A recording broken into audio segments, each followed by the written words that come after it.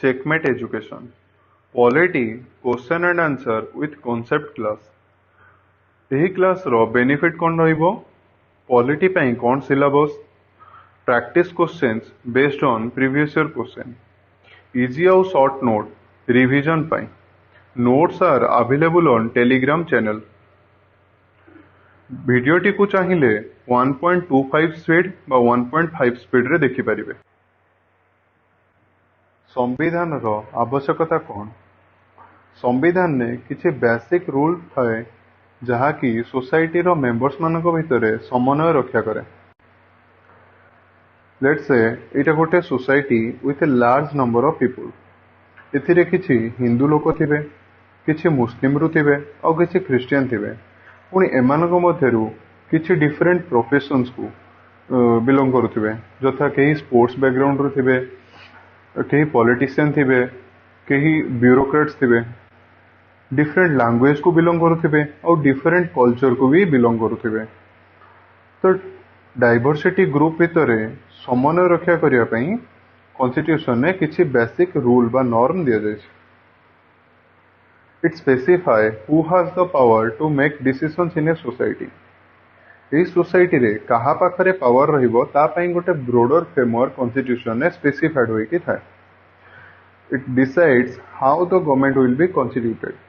सरकार किपरि गठन हबो ताहा मध्य डिसाइड करे। It set some limits on government. Government रो पावर रे किछि प्रतिबंधक लगाए। सिटीजन को राइट को प्रोटेक्ट करिया पई, रेस्पोंसिबल गवर्नमेंट इंश्योर करिया पई।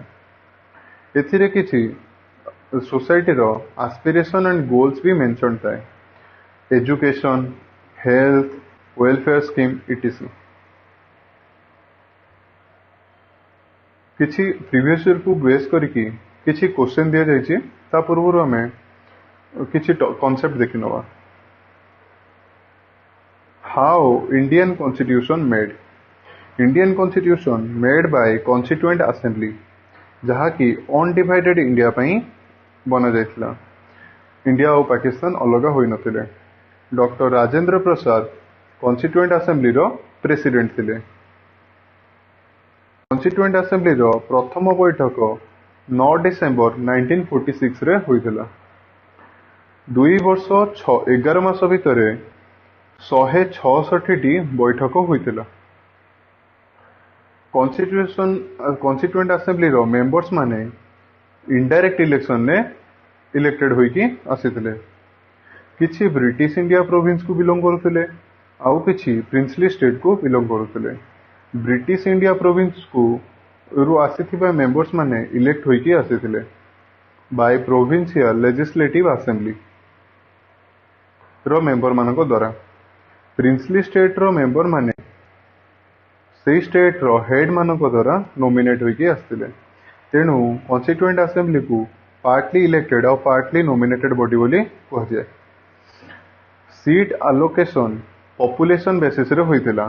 पाखापाखी गोटे सीट को 1 लाख पॉपुलेशन को गोटे सीट दिया जायतिला। ब्रिटिश प्रोविंस रो सीट गुड़िक 3टी मेन कम्युनिटीज रे डिस्ट्रीब्यूट थिले, Muslim, Sikh and general. Assembly were not elected by universal सरफ्रेज।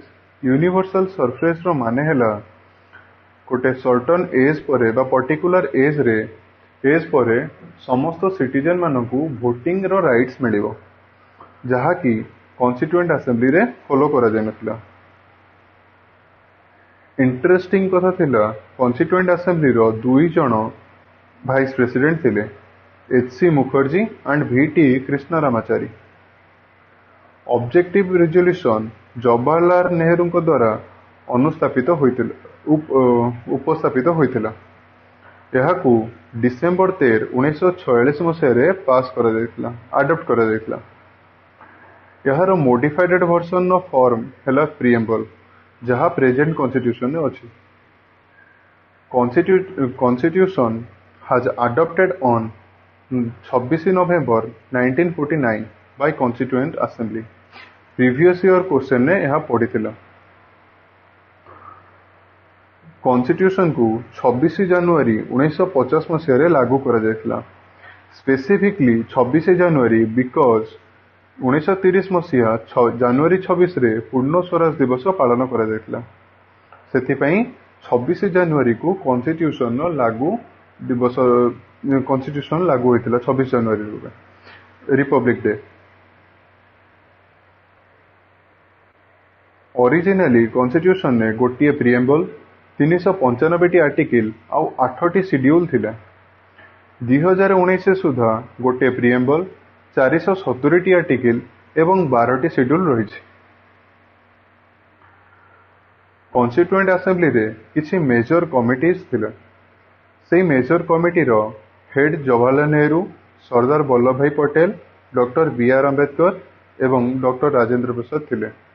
Major committee मानकर नाम दिया जाइछि Jawaharlal Nehru union powers for committee, union constitution committee, states committee. Sardar Vallabhbhai Patel provincial constitution committee, advisory committee on fundamental rights, minorities and tribal and excluded areas. Drafting committee doctor B R. Ambedkar को नेतृत्व में थिला। Doctor Rajendra Prasad rules for procedure committee, steering committee.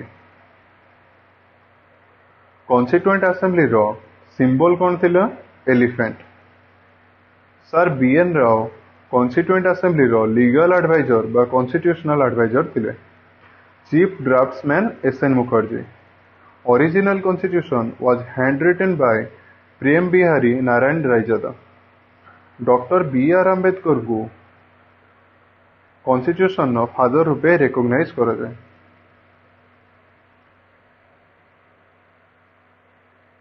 एबे ऊपर दिया जाइथिबा question को देखिबा solve करिवा।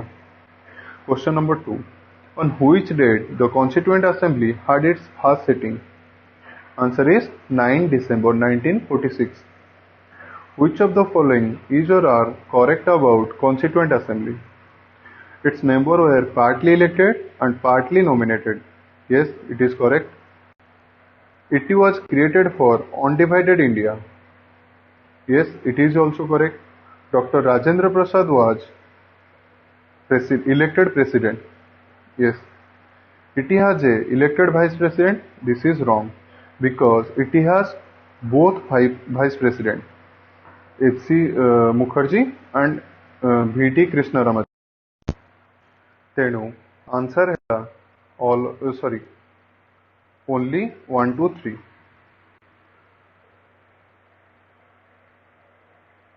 Question number 4. Which of the following committee of the Constituent Assembly was headed by Dr. B.R. Ambedkar? Drafting committee. Who was the constitutional advisor? Sir B.N. Rao. Next, move to the next topic.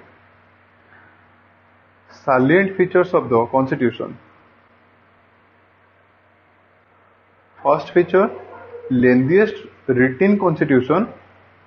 Lengthiest होबार कारण कौन? The vast country.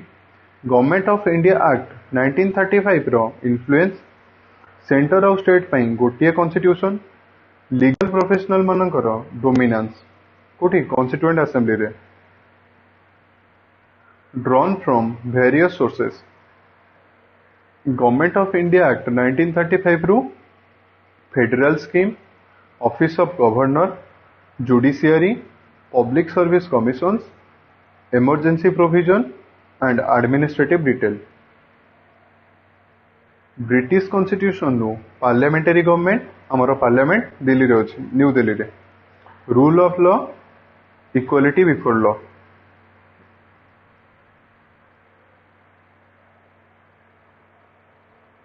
Legislative procedure बा law making procedure, single citizenship. आमे different state को belong करुथिले भी आमे आमर सिटीजनशिप इंडिया रो सिटीजन, आमे Indian. Cabinet system, prerogative writs, parliamentary privileges, bicameralism. Bicameralism अर्थात दुईटी हाउस। आम पार्लियामेंट रे दुईटी हाउस थाए, लोकसभा और राज्यसभा। सही परी स्टेट मानक पई भी व्यवस्था रही दुईटी हाउस रो। स्टेट लेजिस्लेटिव असेंबली बा राज्य विधानसभा, स्टेट लेजिस्लेटिव काउंसिल बा राज्य विधान परिषद। आम देश में 6टी राज्य स्टेट लेजिस्लेटिव काउंसिल आउ स्टेट लेजिस्लेटिव असेंबली आउ स्टेट लेजिस्लेटिव काउंसिल अच्छी। Andhra Pradesh, Telangana, Karnataka, Maharashtra, Uttar Pradesh and Bihar. US constitution. US constitution नु fundamental rights, independence of judiciary, judicial review, impeachment of the president बा removal procedure, removal of supreme court and high court जजेस, post of vice president. Irish constitution नु directive principles of state policy, nomination of members to Rajya Sabha, method of election of president. Canadian constitution नु federation with a strong centre. Government of India act 1935 रे देखिले federal scheme, central government और state government. Canadian constitution नु federation with a strong centre. Federation अर्थात dual government रहिबे but central government अधिका strong रहिबो। Vesting of residuary powers in the centre. Residuary power तळे देखिबा। Appointment of state governor by centre. Governor को appoint करा जाए, गवर्नर को इलेक्शन हुए ना, गवर्नर को सेंटर अपॉइंट करे। Advisory jurisdiction of supreme court. Australian constitution नु concurrent list, freedom of trade, commerce and intercourse, joint sitting of the two houses of parliament. Weimar constitution नु suspension of fundamental rights during emergency. Emergency समय रे fundamental right रो suspension हो। Soviet constitution नु fundamental duty, ideal of justice in the preamble. South African constitution नु procedure for amendment of constitution, election of members of Rajya Sabha. Japanese constitution नु procedure established by law. एथिरे mention थिबा topic गुडी को आमे हमरो सब्सिक्वेंट क्लासेस मानन करे प्रॉपर्ली डिस्कस करिवा। Amendment to the constitution. Amendment माने हैला चेंज आनिबा। चेंज टी आम नीड अनुसार टाइम टू टाइम कॉन्स्टिट्यूशन ने चेंज करिवा। चेंज रे आमे किछि नुआ ऐड करि परिबा बा डिलीट भी करि परिबा। कॉन्स्टिट्यूशन को अमेंड करिया पई प्रोसीजर रिजिड होई पारे बा किछि स्पेशल प्रोसीजर होई पारे, जेपरि कि अमेरिकन कॉन्स्टिट्यूशन में। फ्लेक्सिबल मध्ये होई पारे, जेपरि कि ब्रिटिश कॉन्स्टिट्यूशन में। ऑर्डिनरी लॉ जेपरि बना जाए सही परि कॉन्स्टिट्यूशन को मध्ये अमेंड करि हबो। किंतु इंडियन कॉन्स्टिट्यूशन रिजिड नुहे कि फ्लेक्सिबल नुहे। हमर कॉन्स्टिट्यूशन में किछि प्रोविजन को आमे फ्लेक्सिबल मेथड रे अमेंड करि परिबा, किछि प्रोविजन को अमेंड करिया पई स्पेशल प्रोसीजर दरकार। आर्टिकल 368 रे पार्लियामेंट को पावर दिया है कॉन्स्टिट्यूशन को अमेंड करिया पई और सेथि पई कोन प्रोसीजर रहिबो ताहा आर्टिकल 368 रे मेंशन करा है। स्टेट लेजिस्लेचर पाखरे पावर नाही कॉन्स्टिट्यूशन को अमेंड करिया पई। बाय स्पेशल मेजॉरिटी रे, स्पेशल मेजॉरिटी रो प्रोविजन कोन ना मेजॉरिटी ऑफ टोटल मेंबरशिप अर्थात 50% रु अधिका मेजॉरिटी दरकार। लोकसभा रे 552 मेंबर, तेणु 273 रु अधिक मेजॉरिटी दरकार। सेहि भली राज्यसभा रे 125 रु अधिक। ता सहित 2/3 majority of members present and voting. Bill को पास करवा समय रे जतिके मेंबर प्रेजेंट थिबे और वोट देथिबे सेमानकर 2/3 मेजॉरिटी दरकार। सेम प्रोसीजर दुईटी हाउस रे सेपरेटली फॉलो करा जिवो। Special majority with ratification by half of the total state. एथिरे स्पेशल मेजॉरिटी सहित अधा स्टेट मानकर फॉर्मल कंसेंट दरकार। कॉन्स्टिट्यूशन को अमेंड करिया पई तीन प्रकार प्रोविजन है। आर्टिकल 368 अनुसार special majority and special majority plus legislature of half of the states. आउ गोटे प्रकार है सिमिलर मेजॉरिटी जोटा कि आर्टिकल 368 अंडर रे आसु नाही। सिंपल मेजॉरिटी रे जेपरी ऑर्डिनरी लॉ बना जाए से भली सिंपल मेजॉरिटी रे कॉन्स्टिट्यूशन को अमेंड करा जाय परिबो। सिंपल मेजॉरिटी रे admission, establishment, formation alteration of areas boundaries name कौन स्टेट रो नाम बाउंडरी किंबा नुआ स्टेट फॉर्मेशन करिबा न्यू स्टेट ऐड करिबा बा एस्टाब्लिश करिया पई सिंपल मेजोरिटी दरकार। राज्य विधान परिषद बा स्टेट लेजिस्लेटिव काउंसिल आबोलिशन बा क्रिएशन पई भी सिंपल मेजोरिटी दरकार। Second schedule quorum of parliament quorum अर्थात minimum number of members required for sitting of house.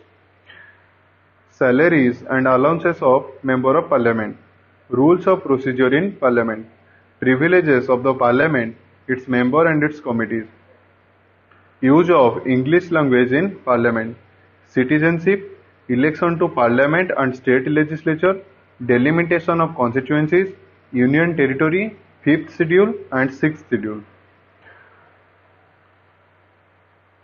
By special majority रे fundamental rights और directive principles of state policy. Constitution नो federal feature को amend करिया पई special majority with consent of states दरकार। Election president को election ने president को इलेक्ट करिया पई एमएलए माने भी पार्टिसिपेट करंती। तेणु यूनिलैटरली सेंटर प्रेसिडेंट को इलेक्शन सिस्टम को चेंज करि परिबो नाही। सेही भली supreme court high court India रे इंटीग्रेटेड जुडिशियरी सुप्रीम कोर्ट तांको अंडर रे आसीबे हाई कोर्ट आउ तांको अंडर रे सबऑर्डिनेट कोर्ट। तेणु एहाको भी चेंज करिया पई हेले हमकु स्पेशल मेजोरिटी सहित हाफ ऑफ द स्टेट रो कंसेंट दरकार। आर्टिकल 368 को इटसेल्फ एहाको भी अमेंड करिया पई स्पेशल मेजोरिटी सहित कंसेंट ऑफ स्टेट्स दरकार। Distribution of legislative power and 7th schedule तळे देखिबा। Federal system with unitary bias federal feature आम देश कॉन्स्टिट्यूशन ने कौन रही two government centre and state division of power 7th schedule अनुसार सेंटर और स्टेट मध्य पावर को डिवाइड करा जायछि। Written constitution supremacy of constitution rigidity of constitution आम देखिले रिजिडिटी बा special procedure to amend the constitution independent judiciary bicameralism से भली यूनिटरी फीचर भी रही कॉन्स्टिट्यूशन ने strong centre single citizenship single constitution flexibility of constitution by special majority रे आमे अमेंड करि परिबा। इंटीग्रेटेड जुडिशियरी इंडिपेंडेंट जुडिशियरी हैला फेडरल फीचर इंटीग्रेटेड जुडिशियरी हैला unitary feature. Appointment of state governor by centre all India services emergency provision. Article 1 कौन रही India आज a union of states federation term रो कौनसी भी जगह रे यूज होई नहीं कॉन्स्टिट्यूशन ने। यार अर्थ हैला Indian federation not the result of an agreement by the state. जेपरी अमेरिका रे स्टेट माने मिसिकी गोटे एग्रीमेंट बनैकी यूनाइटेड स्टेट्स ऑफ अमेरिका गठन कले सेही परी इंडिया रे नुहे। इंडिया रो स्टेट गुड़िक एडमिनिस्ट्रेटिव पर्पज रे क्रिएट करा जायछि। No state has the right to secede from the federation. State रो राइट नहीं से फेडरेशन बा यूनियन रु बाहर को जाय परिबो। इंडियन कॉन्स्टिट्यूशन को सेथि पई federal in form but unitary in spirit बोली डिस्क्राइब करा जाय। Quasi federal bargaining federalism cooperative federalism federalism with a centralising tendency बोली डिस्क्राइब करा जाय। 7th शेड्यूल कौन 7th शेड्यूल ले सेंटर ऑफ स्टेट भितर पावर डिवीजन होइछि। लिस्ट 1 बा यूनियन लिस्ट प्रेजेंटली 98 सब्जेक्ट अछि ओरिजिनली 97 थिला। एथिरे defence atomic energy foreign affair passport and visa railways national highway banking insurance communication currency census all India services inter state trade. सेहीपरि list 2 रे बा state list एथिरे originally 66 subject थिला वर्तमान 59 subject अछि। Public order police public health sanitation agriculture prison local government fisheries market theatres gambling एथिरे केवल state रो एक्सक्लूसिव राइट अछि प्रोविजन बनिया पई। सेहीपरि लिस्ट 3 बा कनकरेंट लिस्ट रे ओरिजिनली 47 प्रोविजन थिला Now 52 provisions ଅଛି। CRPC, marriage and divorce, population control and family planning, newspaper, book, economic and social planning, printing press and other labor welfare and etc. 42nd Amendment Act रे 5टी subject state list रु concurrent list को अणा जाइथिला। Concurrent list अर्थात जो state आउ centre उभय मिसिकी law बनै पारिबे। Education, forest, weights and measure, protection of wild animals and birds, administration of justice. Supreme court आउ हाई कोर्ट को छाड़ला परे अन्य कोनोसी भी कोर्ट रो कॉन्स्टिट्यूशन बा ऑर्गेनाइजेशन पई सेंटर आउ स्टेट उभय लॉ बनै पारिबे। एबे क्वेश्चन को देखिबा।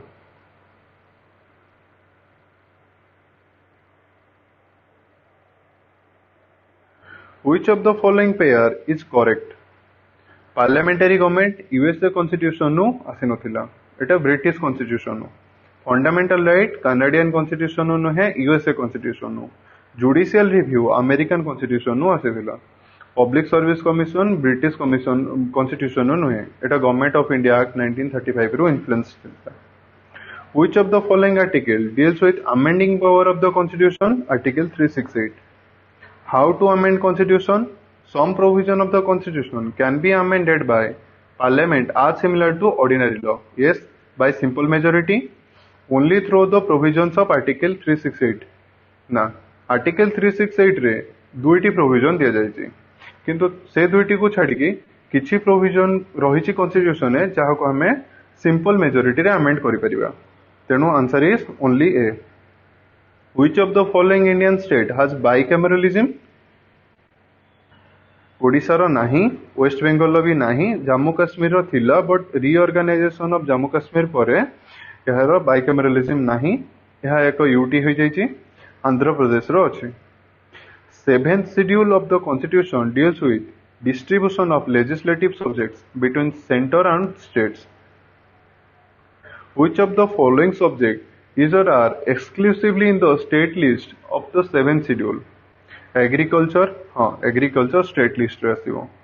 Education टी को 42nd Amendment Act रे concurrent list को निया जाइछि, तेणु डी ऑप्शन टी भूल, तेणु जो जो जगह रे डी अछि ताको एलिमिनेट कर दबा, तेणु आंसर हैला ओनली एबीसी।